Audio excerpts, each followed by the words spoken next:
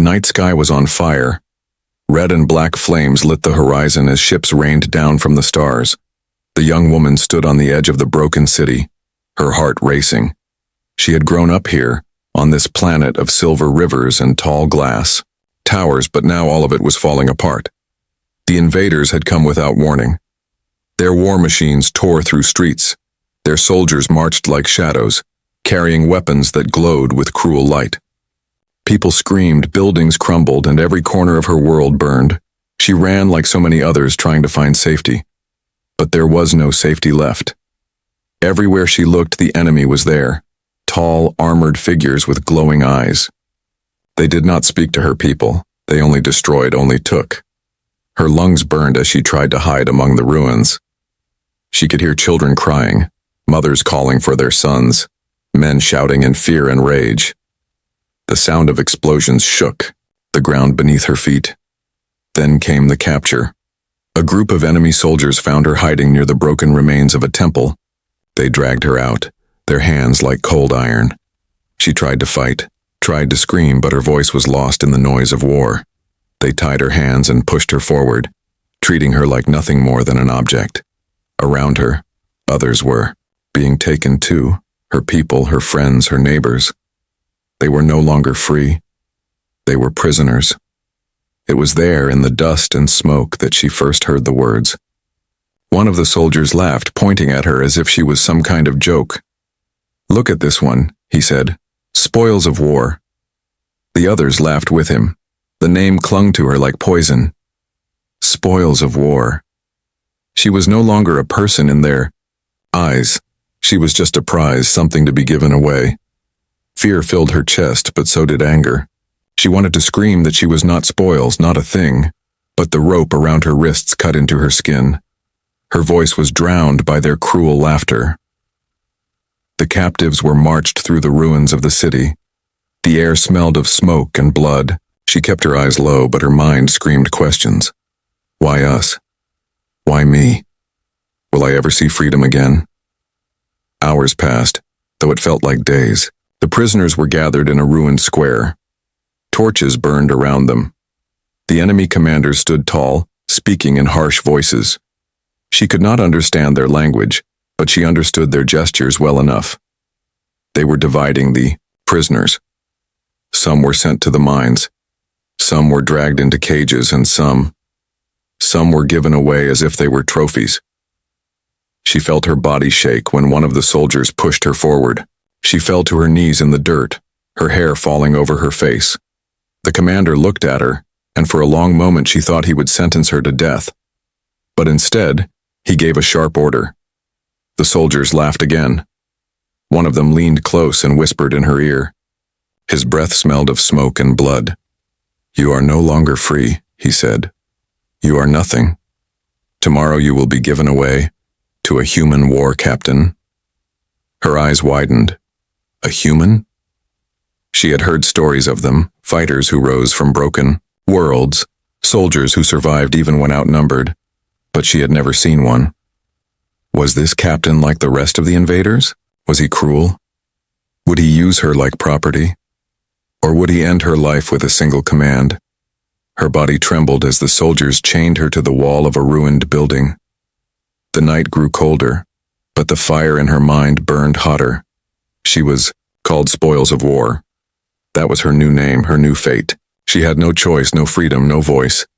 And yet, deep inside, a spark refused to die. She did not know what kind of man this human captain was. She did not know if tomorrow meant her end, or the start of something different. But she swore one thing to herself, even as the chains dug into her skin. She would not break. She would not vanish into silence. The sound of boots echoed in the distance. The soldiers were moving, preparing for tomorrow. Somewhere far beyond the battlefield, a man waited, the man to whom she would be given like a prize. Her story was about to begin. The morning sun rose behind clouds of smoke. The sky still carried the scars of war, dark trails where ships had fallen, fire where towers once touched the heavens. She was dragged from the cold wall where she had been chained through the night. Her body ached, but her mind was sharper than ever. The soldiers gave no kindness, no water, no food. To them she was only a prize, a thing to be presented. Her heart pounded with every step as they led her through the ruins. She could hear other prisoners whispering, some crying. They spoke of the human captain. Stories moved quickly through broken people. Some said he was merciless. Some said he had no soul left. Others claimed he was worse than the aliens themselves. The woman kept silent, but her fear grew heavier. Who is this man? What will he do with me? They reached the edge of the camp. A wide space opened before her, filled with banners, weapons, and watchtowers. At the center stood a dark structure, not alien, but human-made.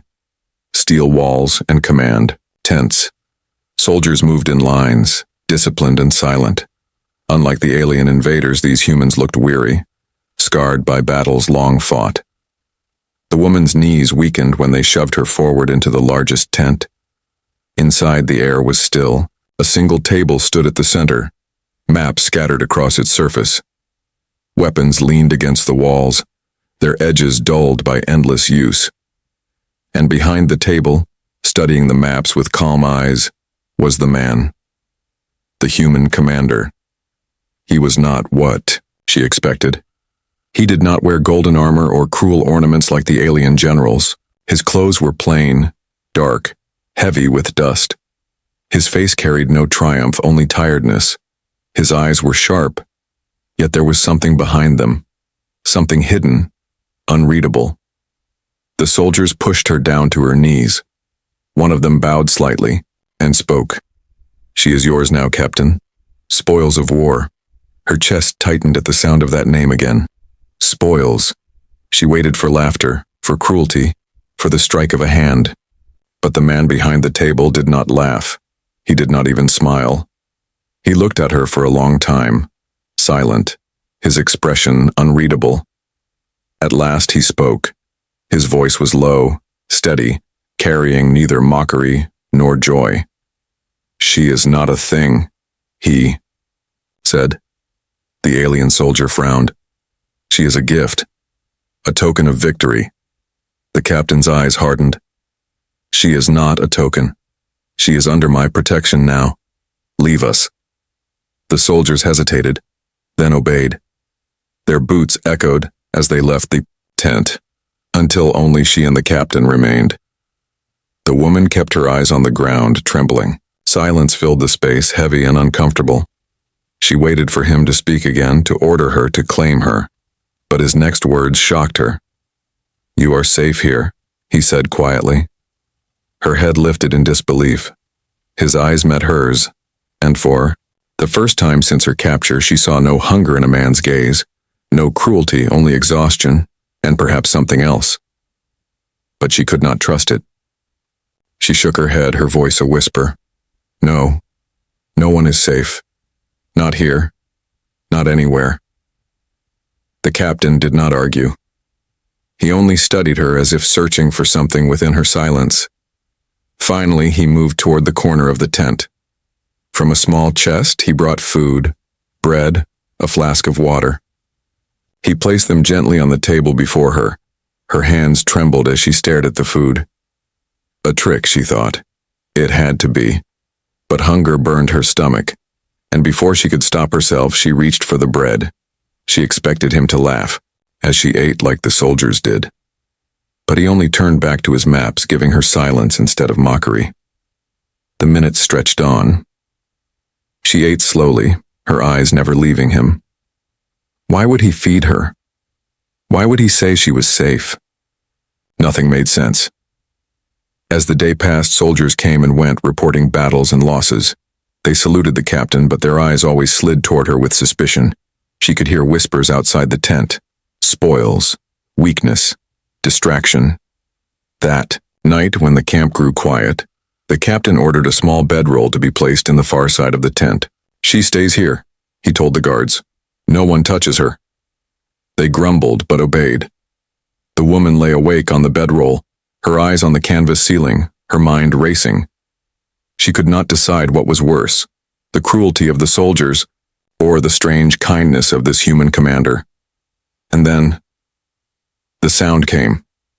Footsteps outside the tent. Slow, heavy. Too many. Her body froze. Shadows moved against the thin canvas walls. The voices of men whispered. She caught a word. Spoil. Another word. Ours. Her breath quickened. Fear filled her chest. Were they coming for her? Would the captain stop them? Or would he let them in? The footsteps drew closer. The flap of the tent shifted, just slightly, and she knew the night was not over. The night was heavy with silence, but she could not sleep. Every sound in the camp pulled at her nerves. The clank of armor, the murmur of soldiers, the steps that came too close to the tent. Her eyes remained fixed on the canvas roof above her bedroll. She could still hear the whispers from earlier. Voices of men who spoke of her not as a person, but as a thing to be taken. The flap of the tent moved. She sat up quickly, fear gripping her chest. 3 soldiers stepped inside, shadows stretching long behind them. Their faces carried hunger, not for food, but for power over something weaker. One of them smirked. Captain does not need her. He has wars to fight, but we will make use of spoils. The woman's heart raced. She pressed her back against the wall of the tent, searching for escape, but there was none. Her voice trembled. Stay away. The soldier laughed. No, voice will save you, but another voice cut through the air like steel. Enough. The soldiers froze. The captain stood at the table, eyes sharp, hand resting on the hilt of his weapon. He had not been asleep. He had been waiting. His steps were slow, measured as he crossed the tent. The men shifted uneasily under his gaze. His voice was calm but heavy with warning. She is under my protection. Touch her and you will answer to me. One of the soldiers spat on the ground. She is nothing. A spoil. Why waste command on her? The captain's jaw tightened. For a moment the air was tense enough to break. Then, with lightning speed, he drew his blade and placed it against the soldier's throat. The glow of the steel caught the torchlight. She is not a thing, the captain said, his voice low and dangerous. She is not yours. She is not mine. She is under my watch. Leave. Now. The soldiers backed away quickly, fear in their eyes. They muttered under their breath, but did not dare stay longer. In moments, the tent was empty again, leaving only the woman and the captain. Her breath shook. She had expected cruelty, but instead he had defended her, risked conflict with his own men. For her, the captain returned to his table, sliding the blade back into its sheath. He did not look at her. He simply spoke, his tone softer. You are safe. No one will touch you while I live. She stared at him, trying to understand. Why? Why would he do this for her? She was nothing to him. Only a prisoner. Only a spoil, in the eyes of others. Yet he had stood between her and danger without hesitation. The silence stretched long between them. At last she whispered, almost afraid of the answer. Why protect me? The captain's eyes lingered on the maps before him. His hand rested on the table, fingers tense as if holding back a memory. Because I know what it is to be powerless, he said quietly. She waited for more, but he gave none. He turned back to his work as though the matter was finished. But his words echoed in her chest long after. The following days passed with strange stillness. The captain gave her food each morning and made sure no soldier entered his tent without reason. He spoke little, but his actions spoke enough. Why? Men stared at her too long, his gaze silenced them. When whispers grew too bold, his presence ended them, yet he never treated her as a companion. He kept his distance, offering only safety, not friendship. She was free to rest, to breathe, but not free to leave. The chain around her ankle reminded her of that truth. Still, something had changed. Fear no longer filled every hour. Instead, confusion grew stronger. He was her captor, yet her protector. A man of war, yet one who refused to treat her as spoils. One evening she watched him from her bedroll. He sat by the table, helmet removed, rubbing at scars across his arm. His face looked older than his years, worn down by battles. For a moment, she forgot her fear and saw only a man. But the peace did not last. Late one night, while the camp slept, she heard raised voices outside. Soldiers argued with harsh tones. She crept closer to the tent flap and listened. "She makes him weak," one man spat. "The captain changes because of her." Another replied, "If he falters in battle, it will be because of this woman. We should end her before she destroys him." Her blood turned cold. They wanted her gone. They saw her not as a prisoner, but as a threat to their leader. She backed away, trembling. If the captain knew of these whispers, would he still protect her? Or would he see her as the weakness his men believed she was? She lay awake until dawn, torn between fear and hope. The captain was her shield now, her silent protector. But how long could he stand against his own army? And in her heart, a darker question burned. Was she his protection, or his downfall? The days dragged on inside the camp. Each sunrise brought the same rhythm. Food placed before her, guards outside the tent. The captain bent over maps with tired eyes. The war raged beyond the walls, but inside the canvas shelter, time felt like a cage. She could not understand him, the human commander. He never raised a hand against her. He never mocked her. He had stopped his own men from harming her. And yet she was still a prisoner. Chains around her ankle reminded her every hour of what she truly was, spoils of war. At night, she would stare at the flap of the tent, her thoughts heavy. If he truly meant to protect me, why keep me in chains? Why keep me here at all? The kindness was a trap, she told herself. He wanted her to lower her guard. He wanted her to forget she was a prisoner. And so in silence, she began to plan her escape. One night, when the camp was quieter than usual, the chance came. The captain had left the tent to meet with his officers. The guards outside seemed distracted, drinking and laughing around a fire. The chain on her ankle was strong, but the peg that held it to the ground had loosened. Her hands shook as she pulled again and again, until at last the peg slipped free. For the first time since her capture, her body was unbound. Her heart raced. Freedom was only steps away. She pushed the flap of the tent aside and slipped into the shadows. The cold air bit at her skin, but she did not care. She moved quickly, keeping low, staying close to the walls. Every sound felt like a storm in her ears, the crunch of her steps, the whisper of her breath. Soldiers laughed near the fires, but their eyes were on their cups, not on her. She crept, past them one heartbeat at a time. At the edge of the camp, she saw the forest, dark, endless. It called to her like a promise. If she reached it, she could vanish, no chains, no soldiers, no captain. But fate is cruel. A voice shouted behind her. A soldier had seen the movement of her shadow. Stop. Panic tore through her. She ran. Her feet pounded the dirt. Her lungs burned. The forest was so close, but they were faster. A soldier tackled her to the ground. Pain exploded through her shoulder as she hit the earth. She struggled, kicking, clawing, but more hands joined in. Rough laughter filled her ears. She runs like a wild thing, one sneered. Not wild anymore, another said, pressing her down. Terror filled her chest. She had escaped the chain, but not the prison. Then a roar broke through the night. Enough. The soldiers froze. The captain was there, blade drawn, fury in his eyes. His presence cut through the men like fire through dry wood. He stepped forward, his voice sharp and commanding. Release her. The soldiers hesitated. She tried to run, Captain. She is spoils. She does not deserve. The captain's blade pressed against the closest man's throat. Release her, he repeated.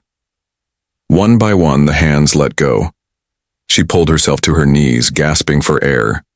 Dirt clung to her skin, her hair tangled, her eyes wide with fear. The captain looked down at her. His voice, when he spoke, was not angry but heavy with disappointment. Why did you run? Her chest heaved. Because I am not safe here, she whispered. Because I am still a prisoner. The camp was silent around them. Soldiers watched from the shadows, their whispers thick with judgment. But the captain ignored them. He knelt slightly, his face level with hers. You think chains hold you, he said softly. But it is war that holds us all.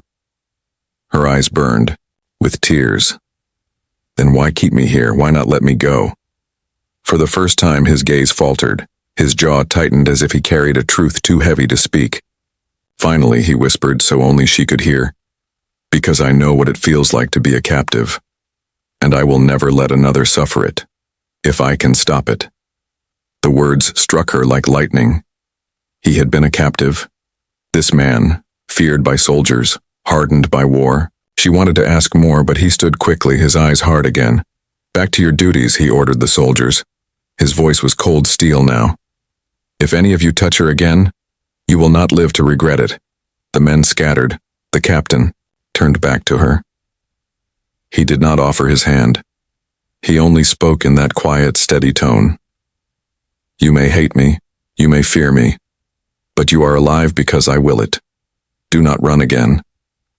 Then he walked away, leaving her in the dirt, her heart torn between fear and something she could not name. That night, as she lay awake once more, his words repeated in her mind. I know what it feels like to be a captive. And for the first time she wondered, who was this man, truly? The camp was quiet after the failed escape. No one spoke to her now, but everyone stared.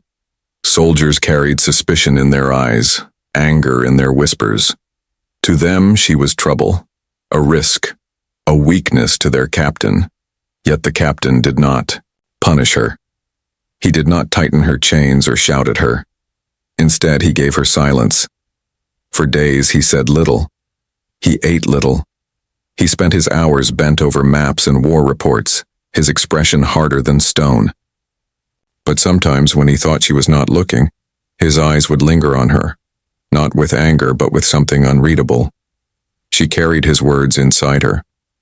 I know what it feels like to be a captive. They turned in her mind again and again until they felt heavier than chains. She needed to know the truth. One night, the campfire burned low. The soldiers had retreated into their tents, leaving only the crackle of flames and the hum of insects. She sat by the edge of the fire, the chain on her ankle glinting faintly. The Bayo captain sat across from her, his face half hidden in shadow. He sharpened his blade slowly, the rasp of metal against stone breaking the silence. Her voice, soft and trembling, crossed the fire. You said you knew what it was like, Hamur, to be a captive. His hand stilled. The blade paused mid-motion. For a long time he did not look at her. Then slowly, he set the weapon aside. Yes, he said at last. His voice was steady but low, as if the memory itself weighed him down. She leaned closer, eyes searching his face. How? He stared into the flames. His eyes reflected fire, but they were far away, lost in another time. I was taken when I was young. My world was broken in war, as yours was. I was not a soldier then, only a boy. They dragged me from my family, chained me like an animal. Years passed before I saw freedom again. Her breath caught. She had never imagined this man, this feared commander, as a child in chains. What did they do to you? She whispered. His jaw tightened. Enough that I carry the scars still. Not here. He touched his arm. But here. He tapped his chest. The fire crackled between them, filling the silence his words left behind. She felt her throat tighten. She wanted to speak, to say she understood, but her voice failed. Instead, she simply lowered her head. For the first time since her capture, she felt a strange thread of connection. Two broken lives bound by the same pain. The captain's gaze lingered on her, softer now. I will not let that happen to you, he said. Not while you are under my watch. She looked up at him, her voice trembling. But why me? You could have let them take me, you could have looked away. For a moment, something unspoken passed through his eyes. Then he answered, slow and deliberate. Because if I protect no one, then I am no different from the monsters who once held me. The words struck her deep. They did not erase her fear, but they carved something new within her. Respect, perhaps even trust. For the first time since the war began, she allowed herself to believe he was not her enemy. The night grew colder, but the fire kept them close. Slowly, she found her voice again. My people, they called us dreamers. We believed peace would last forever. We never thought war would come. We were wrong. The captain's eyes softened, though his expression stayed firm. War always comes, he said. Peace is only borrowed time. Her chest ached. Then what is the point of living, if war always takes everything? He looked at her across the fire, his scarred hands resting on his knees. His answer came quietly. Because even in war we can choose who we are. I was a prisoner once. Now I choose to be a shield. You can choose too. Her lips parted, but no words came. The fire flickered, warming her face, but her heart felt unsettled. He spoke like a man who carried too many ghosts. Before she could reply, the sound tore through the night, a scream, a blast. The ground shook beneath them. The fire leapt high as the camp erupted in chaos. Soldiers shouted orders, weapons clashed, alarms rang through the air. The captain was on his feet instantly, blade in hand. His voice thundered. To arms! Enemy attack! Her heart raced. She scrambled back, chains clinking, as shadows rose. At the edge of the camp, dark shapes, armed and fast. Flames spread, smoke filled the air. The clash of battle swallowed the night. She looked toward the captain. His figure was outlined in fire, his sword already wet with the blood of the attackers. He fought like a storm, unbreakable, unyielding.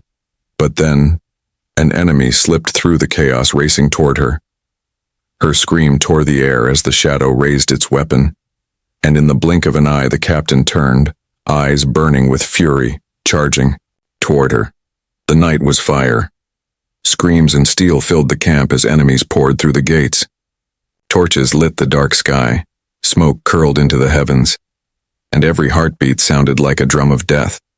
She stumbled back against the tent as the shadow soldier raised his weapon to strike her. But before the blade could fall, the captain was there. His sword clashed with the attacker's weapon, sparks bursting into the night. With one swift strike, the enemy fell. The captain stood over her, his chest rising with heavy breath, his eyes fierce with fire. Stay behind me, he commanded. Her body froze, fear locking her limbs, but she obeyed. The chain around her ankle rattled as she moved closer to the tent wall, clinging to the shadows. The battle raged around them. Soldiers fell. Arrows whistled through the air. The camp, once filled with uneasy silence, now roared with chaos. The captain fought like a storm. His blade never paused, cutting through attackers with deadly precision. Every strike was filled with purpose, not only to survive, but to shield her from the enemy. And for the first time she realized he was willing to die for her. A soldier broke through the line and charged at her. She screamed, but again the captain was there. He blocked the blow, taking the strike across his shoulder. Blood splashed the ground, yet he did not fall. He turned, his blade driving into the enemy's chest, protecting her once more. Pain flashed across his face, but he stood tall. His eyes burned not with anger, but with something deeper, a vow he had made in silence. Her heart raced. Why? Why would a man of war risk his life for her, a captive, a spoil, someone who meant nothing in the eyes of his soldiers? The answer rose unspoken in her chest. Perhaps she was not nothing to him. The attack grew fiercer. Flames spread across the camp, tents collapsing in sparks. Soldiers shouted around them, some falling, some fighting, the battle dragging them. Toward the river at the camp's edge, an explosion shook the ground. She was thrown back, landing hard against the dirt. Her breath caught as dust clouded her vision. Through the smoke she saw the captain still fighting, his sword striking again and again, but his movement slowed. his strength weakening with each drop of blood. "Captain," she cried, her voice breaking.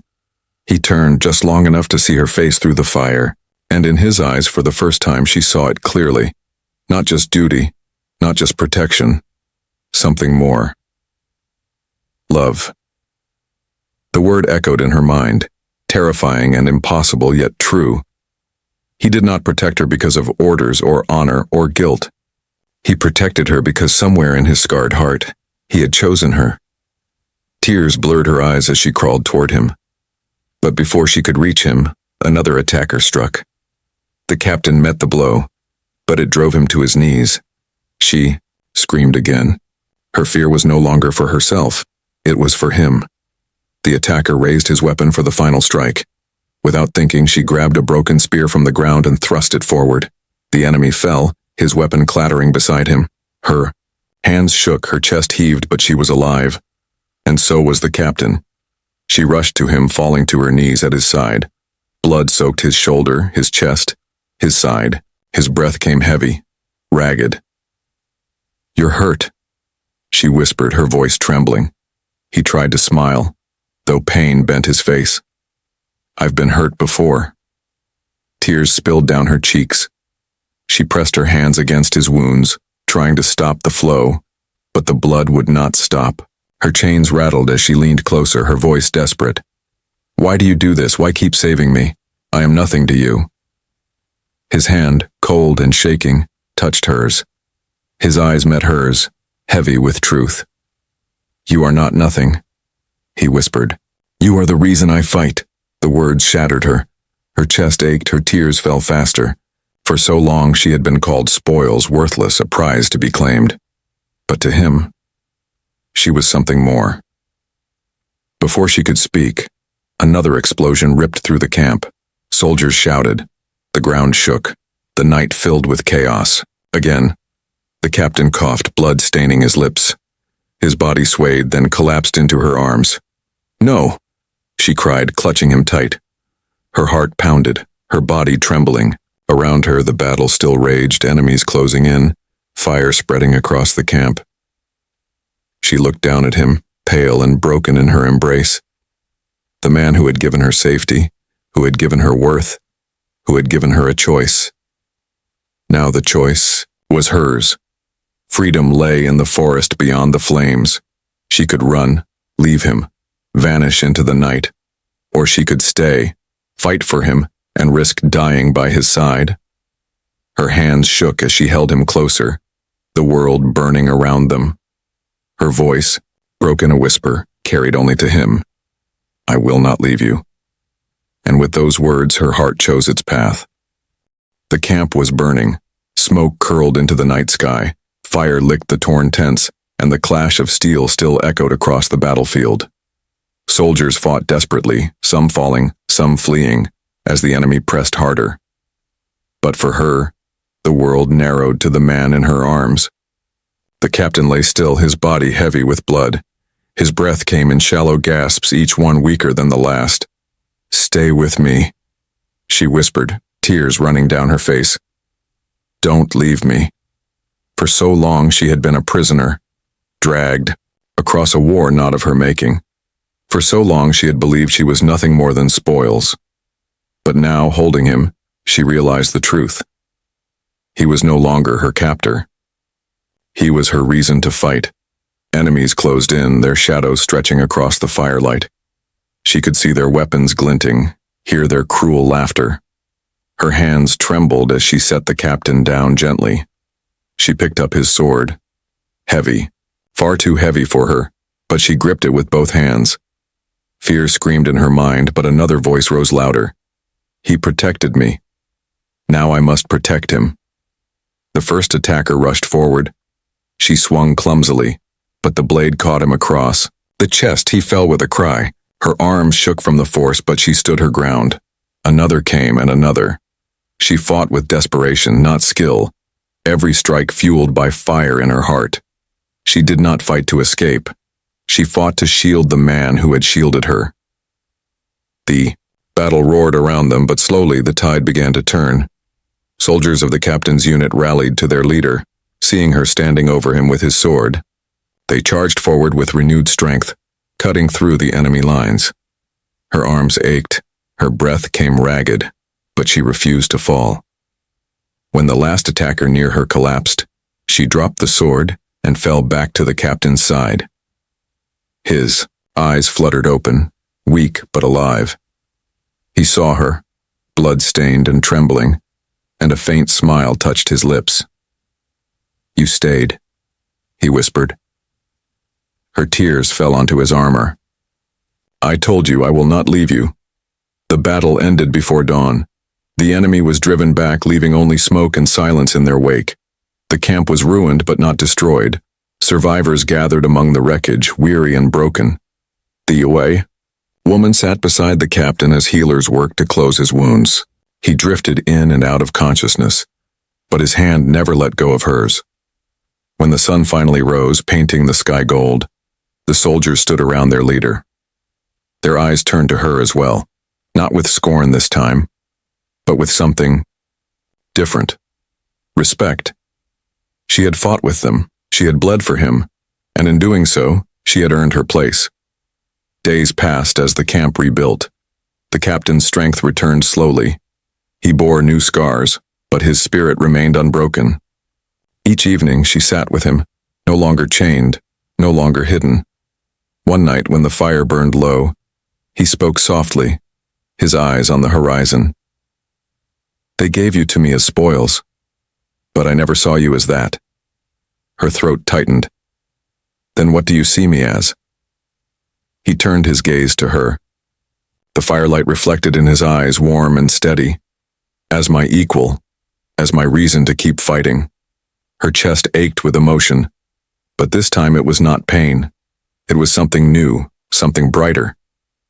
She reached for his hand, and he took it without hesitation. No chains bound her now. No titles defined her. She was no longer spoils of war. The soldiers began to call her by another name, not prisoner, not weakness, but companion. They saw her at the captain's side, not behind him. She walked freely through the camp, her steps no longer heavy with fear. The world outside was still broken, battles still raged, enemies still threatened. But inside her heart, something had healed. She had been dragged into war as nothing. She had found love in the unlikeliest place, in the eyes of a man who once was her captor, but who had chosen instead to be her protector. And now, she chose him in return. One evening, as the stars filled the sky, she sat with him beyond the fires where the night was quiet. The war seemed distant for a moment. "You gave me freedom," she said softly, "not by letting me go, but by letting me choose." His hand tightened around hers. "And you chose to stay." She smiled. A true smile, the first in what felt like years. "Yes, I chose you." The wind carried their silence gentle and full. For the first time since her world had fallen, she felt whole. No longer a captive, no longer a spoil. She was his companion, his equal, his love. And together, they would face whatever the war brought next.